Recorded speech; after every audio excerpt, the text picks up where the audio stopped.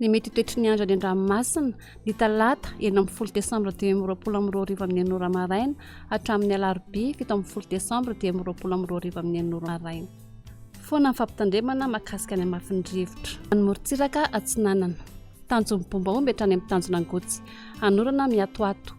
Avy atsimo atsinanana ny rivotra ka 20 hatramin'ny 30 km isan'ora. Anonjabe ny ranomasina avon'ny onja rehefa 5 hatramin'ny 2 metatra. Tanjona angotsy hatramin'ny manoro. Anorana miatoato mety atevina indraindray. Avy atsimo atsinanana ny rivotra ka 20 hatramin'ny 20 km isan'ora. Avy atsinanana ny amin'ny faran'ny fepitaona ka 20 hatramin'ny 20 km isan'ora.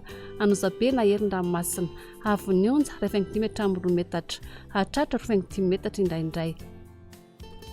Manoratra ny tôlanaro. Andraona amin'ny sitokotoko.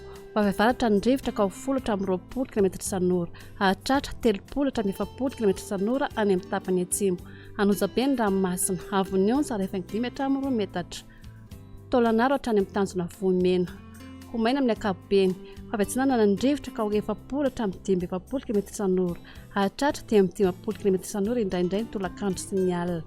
Aherin'ny ranomasina avon'ny onja rehefa 5 hatramin'ny 3 metatra. Hatratra 3 metatra indraindray. Ho an'ny morontsiraka andrefana.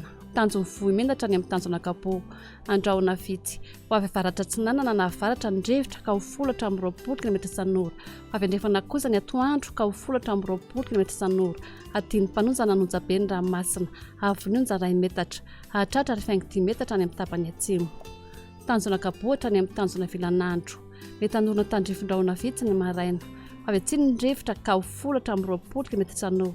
Avy andrefana kosa ny atoandro ka 20 km isan'ora.